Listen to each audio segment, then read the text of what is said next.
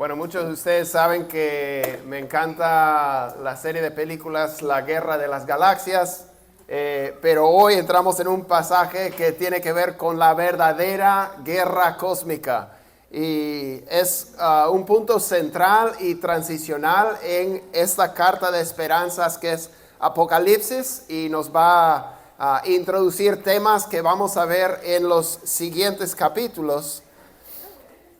Ustedes saben que Juan está escribiendo a creyentes que vivían en su día, muchos de los cuales él conocía, algunos de los cuales él había pastoreado, estaban enfrentando persecución de parte del Imperio Romano, de parte de los judíos que vivían en sus ciudades. También estaban siendo arrastrados por las corrientes del mundo, la tentación, los placeres, las riquezas, lo que quieras, lo que batalla el cristiano de todo tiempo. Y él les escribe una carta para ayudarles a poder enfrentar las cosas que ellos estaban teniendo que enfrentar. Entonces él abre la cortina para ellos, para que ellos puedan entender las realidades espirituales detrás de las cosas que ellos estaban viendo con sus ojos y viviendo en su vida diaria. Y Juan nos ha escrito, ¿verdad? Que él está, es una apocalipsis, ¿verdad? Es así le decimos al libro. Este es también un género literario que existía en ese tiempo, que usaba símbolos, criaturas fantásticas, números simbólicos y muchas cosas para llamar la atención acerca de realidades espirituales que tenían que ver con lo que ocurría en el día.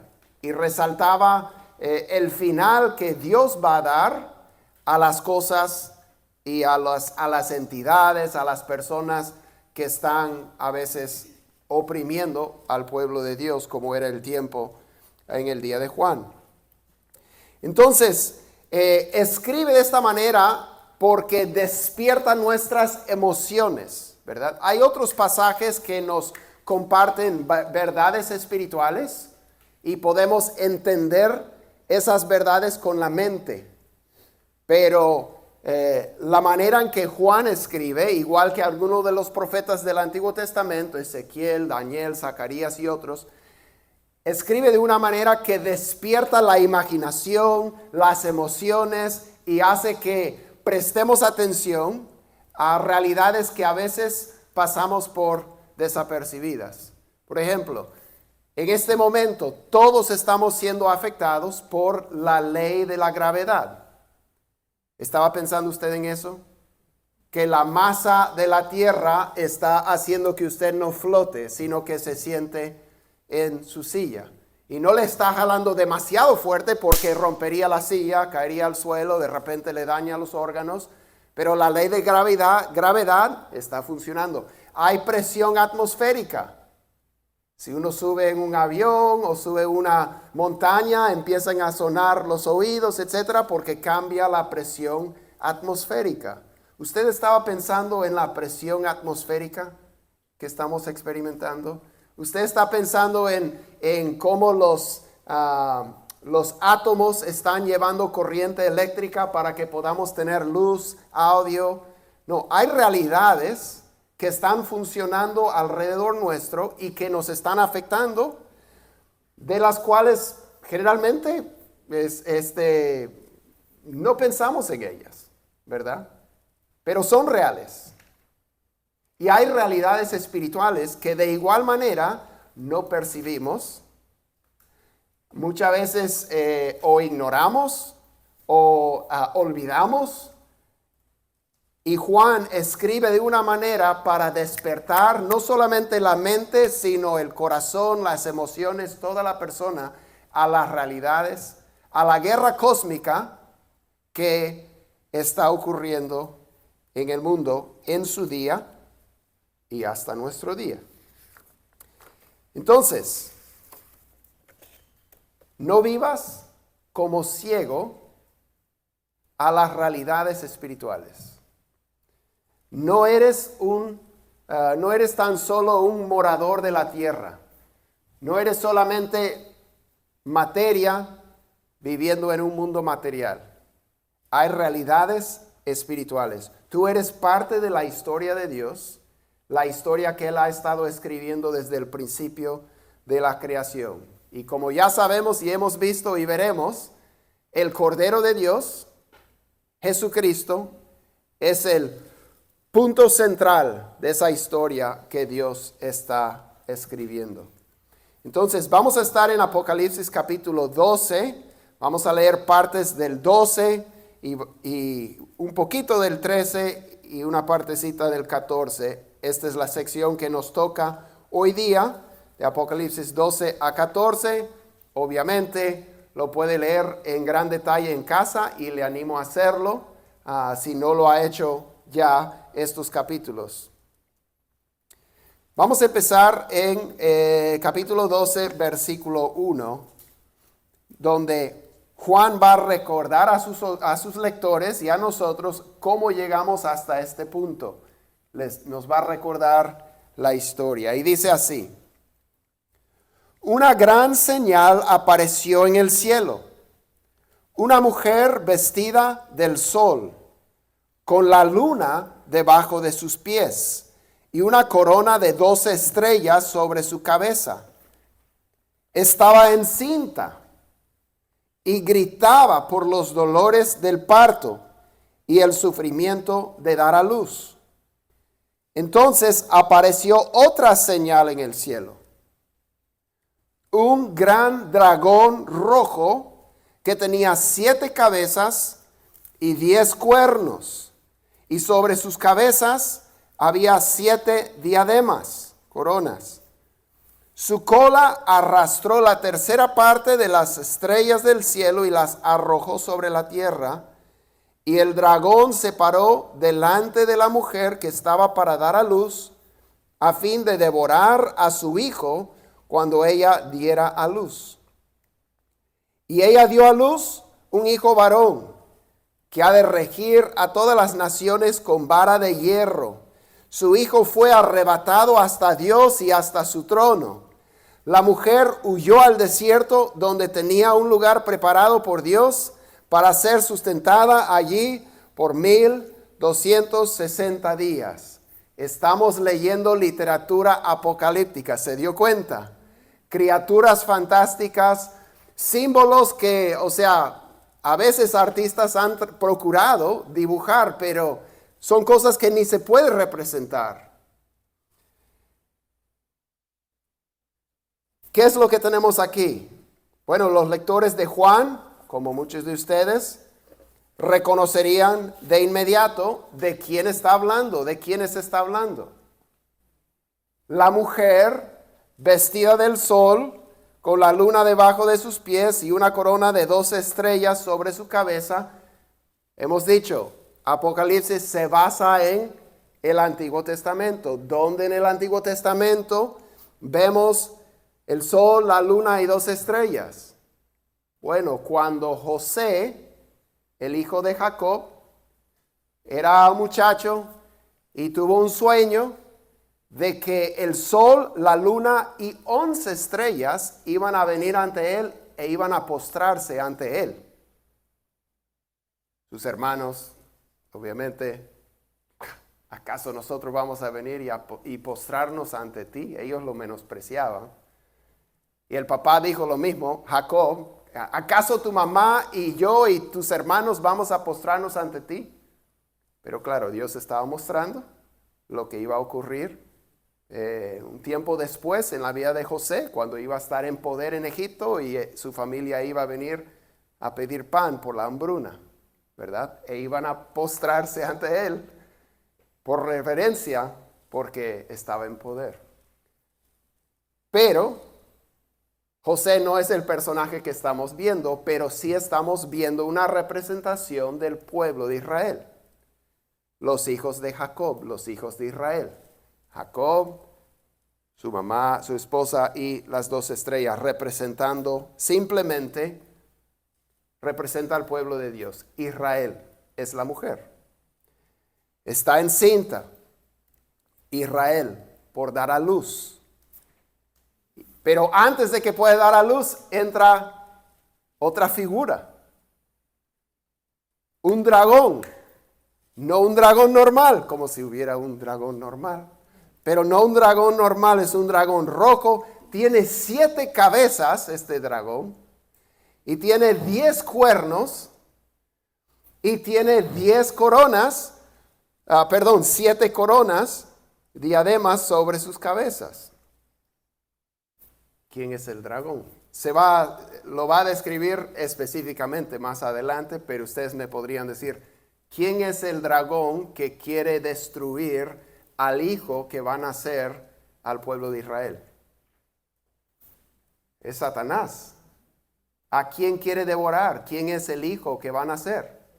Jesús, el que ha de regir las naciones con vara de hierro. ¿Sí? No se distraiga por los muchos símbolos, porque son abundantes y pueden hasta marear si uno procura visualizar. La idea no es poder entender cómo se veía, sino entender lo que está simbolizando. Satanás quiere devorar a Jesús. Herodes manda matar a todos los niños menores de 2 años. Tienen que huir a Egipto, etc. Y durante toda la vida, cuando Jesús estaba enseñando, lo querían arrojar de un precipicio. En muchas diferentes ocasiones, Satanás quiere destruir a Jesús. Pero adelanta la historia y este hijo es arrebatado hasta Dios y hasta su trono. Entonces, el hijo, Satanás no logra destruirlo, sino que más bien es exaltado el hijo al trono de Dios, ¿verdad? Entonces, dice que la mujer huyó al desierto, donde tenía un lugar preparado por Dios para ser sustentada ahí por 1260 días. Un número significativo y simbólico que representa 3 años y medio. A veces se expresa como 3 años y medio, a veces 42 meses, a veces 1260 días. Un poquito más adelante se va a describir como un tiempo, 2 tiempos y medio tiempo. 3 años y medio, un número simbólico desde las profecías de Daniel del Antiguo Testamento. Sigamos leyendo. Versículo 7. No se ha acabado la historia. Entonces hubo guerra en el cielo. Miguel y sus ángeles combatieron contra el dragón, y el dragón y sus ángeles lucharon, pero no pudieron vencer, ni se halló ya lugar para ellos en el cielo. Y fue arrojado el gran dragón, la serpiente antigua, que se llama Diablo y Satanás, el cual engaña al mundo entero. Fue arrojado a la tierra y sus ángeles fueron arrojados con él. Entonces oí una gran voz en el cielo que decía: ahora ha venido la salvación, el poder y el reino de nuestro Dios y la autoridad de su Cristo, porque el acusador de nuestros hermanos, el que los acusa delante de nuestro Dios día y noche, ha sido arrojado. Ellos, ¿quiénes? Nuestros hermanos, ellos lo vencieron por medio de la sangre del Cordero. ¿A quién vencieron? Al diablo, a Satanás, al dragón. Ellos lo vencieron. ¿Cómo? Por medio de la sangre del Cordero. Cristo derramó sangre que justifica a los que reciben a Jesús y creen en Jesús. Dice, ellos lo vencieron por medio de la sangre del Cordero y por la palabra del testimonio de ellos. Jesús es Rey. Y no amaron sus vidas, llegando hasta sufrir la muerte. Por lo cual regocíjense cielos y los que moran en ellos. Ay de la tierra y del mar, porque el diablo ha descendido a ustedes con gran furor, sabiendo que tiene poco tiempo. Entonces, hay guerra en el cielo, una guerra que tuvo su comienzo Cuando Satanás por primera vez se rebeló contra Dios y luego tentó a nuestros primeros padres a rechazar lo que Dios les había mandado y a tomar su propio camino y a tomar de lo que Dios les había prohibido para el propio bien de ellos, y entró el pecado en el mundo. Pero el dragón, Satanás, queriendo matar al hijo que iban a ser Jesús, no lo puede hacer. Jesús muere sobre la cruz, cumpliendo la profecía antigua de Génesis 3, ahí cuando comenzó esta guerra, donde decía que la serpiente iba a morder el calcañar, el talón de la simiente de la mujer, y que la simiente de la mujer iba a aplastar la cabeza de la serpiente. Jesús en la cruz, herido, venció el poder de Satanás. Por eso Satanás y sus ángeles no pueden. Jesús ya entronizado, ellos son arrojados fuera, vencidos, derrotados, arrojados a la tierra con gran furor, porque sabe que su tiempo es corto. No pudo con Jesús, pero va a hacer todo lo que puede con el pueblo de Jesús. A eso va Juan. A eso va Juan. Dice en el versículo 17, entonces el dragón se enfureció contra la mujer, pueblo de Dios, y salió para hacer guerra contra el resto de la descendencia de ella, los que guardan los mandamientos de Dios y tienen el testimonio de Jesús. Y aquí vemos una continuidad que Pablo también describe en el capítulo 11 de Romanos, una continuidad entre el pueblo de Dios del Antiguo Testamento y el pueblo de Dios del Nuevo Testamento. Los que creen en Jesús hoy en día son el resto de la descendencia de la mujer. Hay israelitas salvos y hay gentiles salvos. Todos somos descendientes como si fuera, somos hijos de Abraham por medio de la fe. Somos los herederos de las promesas de Dios al pueblo de Dios. Y Satanás sale para hacer guerra contra la descendencia de la mujer, contra el pueblo de Dios. Entonces, los discípulos en el día de Juan saben que enfrentan varios problemas, varios enemigos. El emperador, que probablemente era Domiciano cuando escribió Juan esto, otros que vivían en sus ciudades, los judíos que no habían creído en Jesús, y otros que perseguían, oprimían y hasta quitaban la vida a algunos de los que seguían a Jesús. Pero Juan les dice, lo que ustedes ven con sus ojos es el emperador. Lo que ustedes ven con sus ojos es Roma. Lo que ustedes ven con sus ojos son los incrédulos en sus ciudades que los están oprimiendo. Pero hay alguien detrás de todos ellos. Y es el dragón. Él está viniendo por ustedes. No pudo con Jesús. Ya fue vencido. Sabe que su tiempo es corto. Y está enfurecido. Y por eso está haciendo guerra contra la descendencia del pueblo de Dios. Esto puede abrir un poco el panorama para los lectores, ¿verdad? Puede cambiar un poco su perspectiva. Y vamos a ver un poquito más acerca de eso.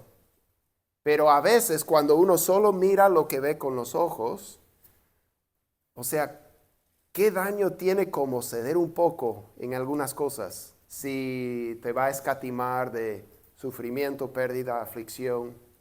O sea, ¿qué tiene de malo? Juan les está diciendo, tiene mucho de malo, porque no estás cediendo territorio de tu vida a Roma, a compañeros de trabajo, al emperador. Estás cediendo territorio de tu vida al dragón, que quiso devorar al Hijo de Dios y como no pudo, ahora quiere devorar a los hijos de Dios. Pedro nos dice, el león rugiente andando, buscando a quien devorar.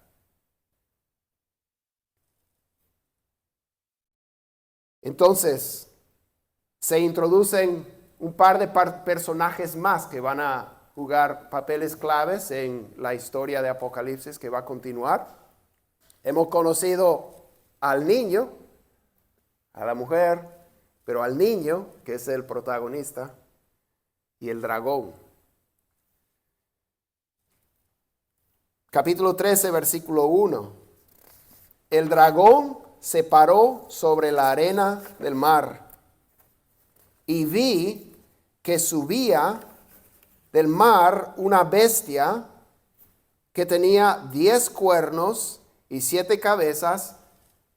Estamos leyendo literatura apocalíptica, ¿verdad? O estamos viendo una película de Armagedón o algo, ¿no? Porque del mar sale una bestia que tiene 10 cuernos, 7 cabezas. ¿Eso le suena familiar? Es lo mismo que tiene el dragón. En sus cuernos había 10 diademas y en sus cabezas había nombres blasfemos. La bestia que vi era semejante a un leopardo.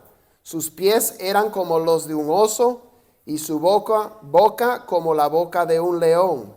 El dragón le dio su poder. El dragón, ¿quién es el dragón? Satanás, el diablo, la serpiente, el acusador de los hermanos. El dragón le dio su poder. El dragón tiene poder.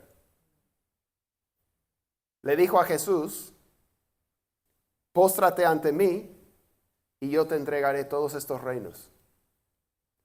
Jesús no le dijo, tú no tienes poder, autoridad para hacer eso. Jesús dijo, escrito está, que solamente a Dios se adora. El dragón le dio su poder, su trono y gran autoridad.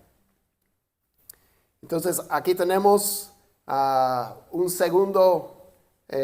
segunda figura, una bestia que le sirve al dragón. Vamos a leer un poquito más acerca de él en los versículos 3 y 4. Dice, vi una de sus cabezas como herida de muerte, pero su herida mortal fue sanada, y la tierra entera se maravilló y seguía tras la bestia. Adoraron al dragón porque había dado autoridad a la bestia. Adoraron a la bestia diciendo, ¿quién es semejante a la bestia y quién puede luchar contra ella? Cuando se describe la bestia como león, como oso, esto nos recuerda de bestias en el libro de Daniel que representaban reinos. El reino de Babilonia, el reino de los medos y de los persos, de los griegos. Entonces estamos hablando de poder político, estamos hablando de gobiernos y reinos, imperios. El dragón le da poder, trono y gran autoridad a esta bestia que tiene que ver con poder político y mundial. Ahora, en el día de Juan, porque sabemos que Apocalipsis es una carta, Juan está escribiendo a personas que él conoce, los saluda en el principio, se despide al final, es una carta. Sabemos de las cartas a las 7 iglesias, él está hablando de cosas que ellos están enfrentando. Vimos en la visión de la mujer que iba a dar a luz que esta reacción del dragón comienza cuando el hijo es arrebatado al trono de Dios, el diablo y sus ángeles arrojados a la tierra y empiezan a perseguir. Entonces, no digo que no tiene algo que ver con cosas que pueden o que estén ocurriendo en el mundo hoy. Sí, ese es el punto. Pero también tenía que ver con cosas que estaban ocurriendo en el día de Juan. En el día de Juan, este poder político era Roma. Ellos estaban siendo presionados para ceder su fidelidad a Cristo, para ser fieles a Roma, al imperio, al César, etc. Dice en los versículos 6 a 8. Dice, y abrió su boca con blasfemias contra Dios, para blasfemar su nombre y su tabernáculo, es decir, contra los que moran en el cielo. Se le concedió hacer guerra contra los santos y vencerlos. Y se le dio autoridad sobre toda tribu, pueblo, lengua y nación. Adorarán a la bestia todos los que moran en la tierra, cuyos nombres no han sido escritos desde la fundación del mundo en el libro de la vida del Cordero que fue inmolado.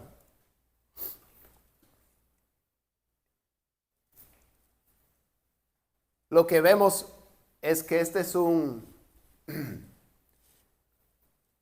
una falsificación de Dios. Una falsificación, es un engañador, habla blasfemias,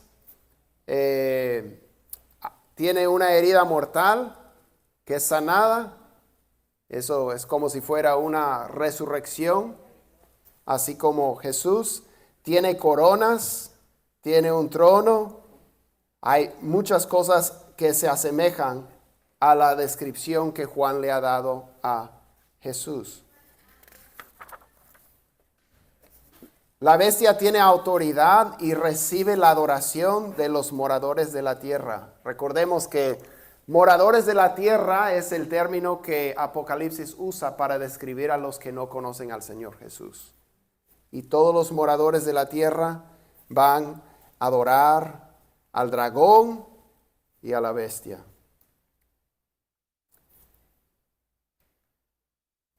Juan interrumpe lo que está compartiendo 2 veces para extender un llamado a sus lectores.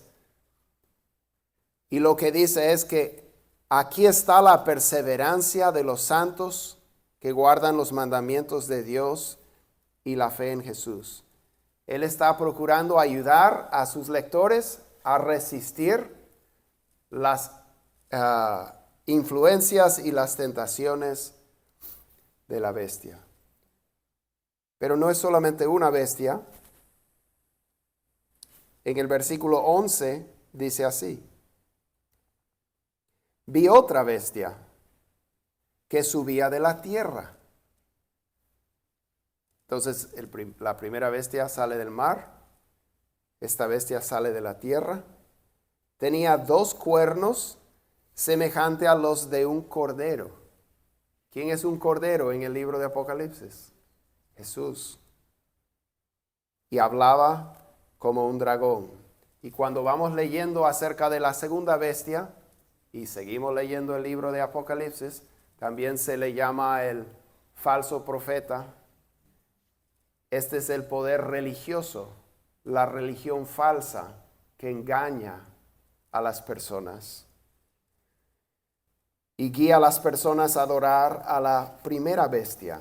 Hace señales y prodigios, milagros que hacen que las personas crean lo que dice.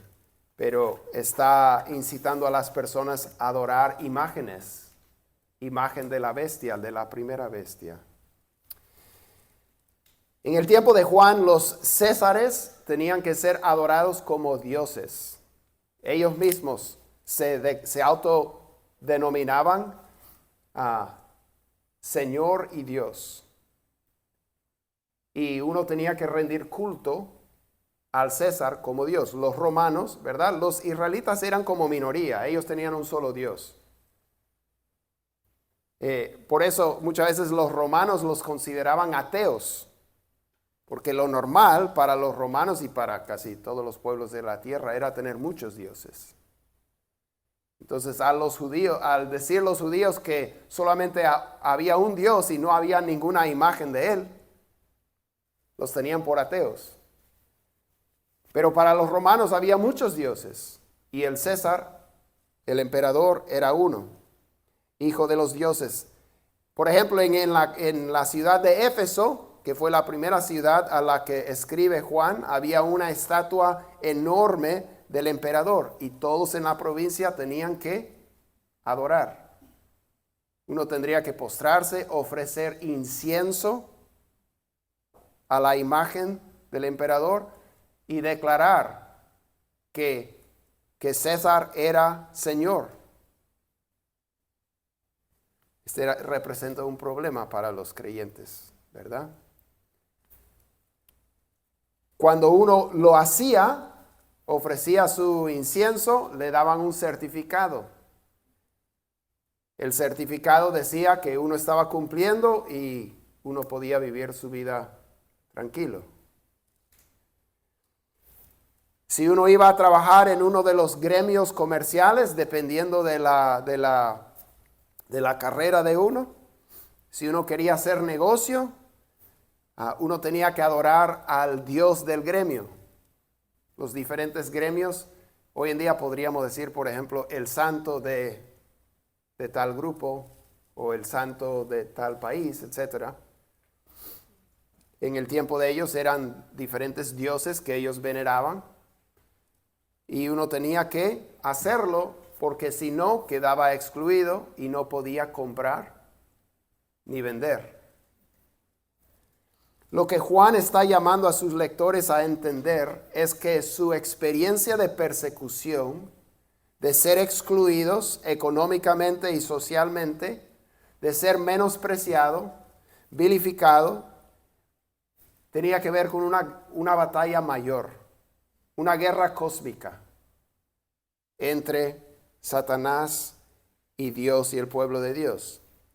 Entonces, la bestia, el Estado, la segunda bestia, la religión falsa, todo esto representaba más que simplemente una adoración pagana. Era realmente inclinarse ante Satanás.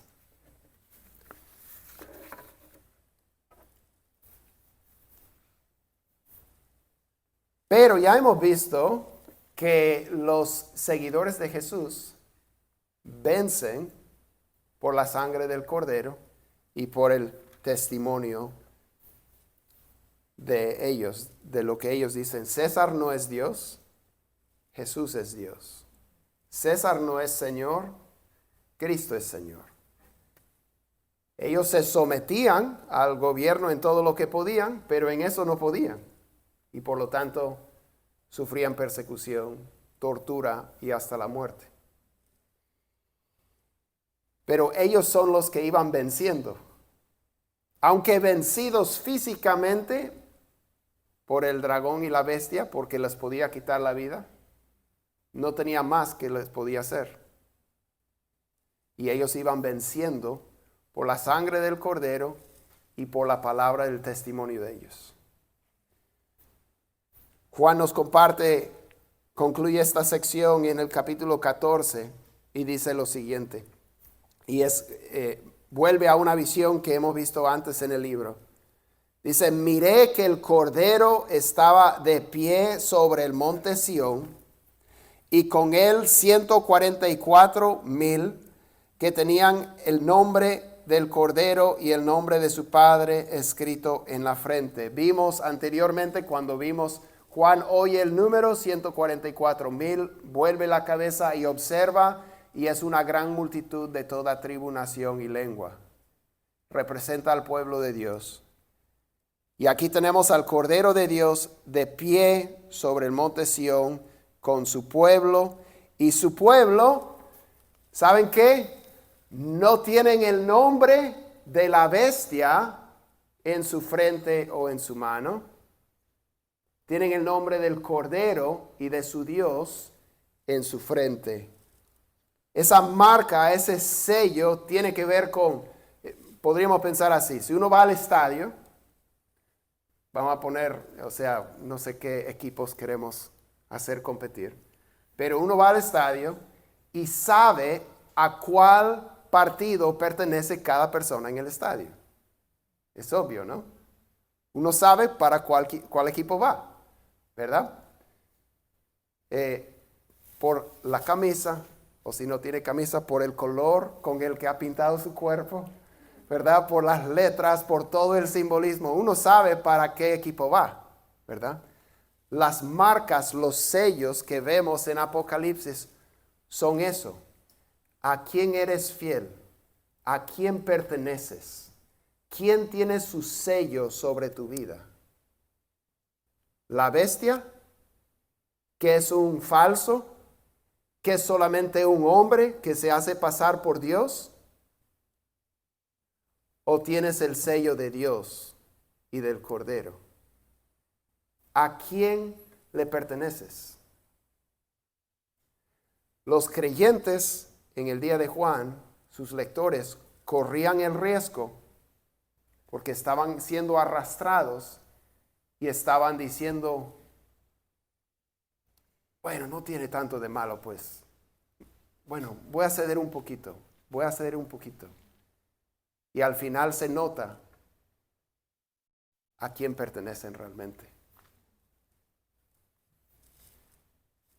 Dice, oí una voz del cielo como el estruendo de muchas aguas y como el sonido de un gran trueno.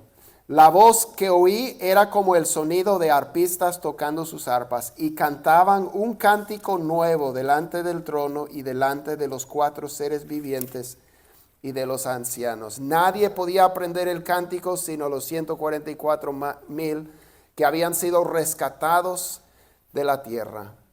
Estos son los que no se han contaminado con mujeres, pues son castos. Esto es representación de su pureza. Sabemos que estos son los que han lavado sus ropas en la sangre del Cordero y han quedado blancas sus ropas. Dice, estos son los que siguen al Cordero a donde quiera que va. Estos han sido rescatados de entre los hombres como primicias para Dios y para el Cordero. En su boca no fue hallado engaño. Están sin mancha. La guerra comenzó en el jardín, pero la guerra continúa. Satanás fue vencido y ahora está enfurecido y está usando todo lo que puede para arrastrar a los que profesan fe en el Señor Jesús. Es un león rugiente buscando a quien devorar. El llamado de Juan, abriendo la cortina, abriéndonos los ojos, es decir, aquí está la perseverancia y la fe de los santos, de los creyentes. ¿Quieres ser de las personas que cuando se evalúa su vida se ve solamente la marca, el sello que pertenecen al dragón, a la bestia? ¿O quieres perseverar por la fe en Cristo?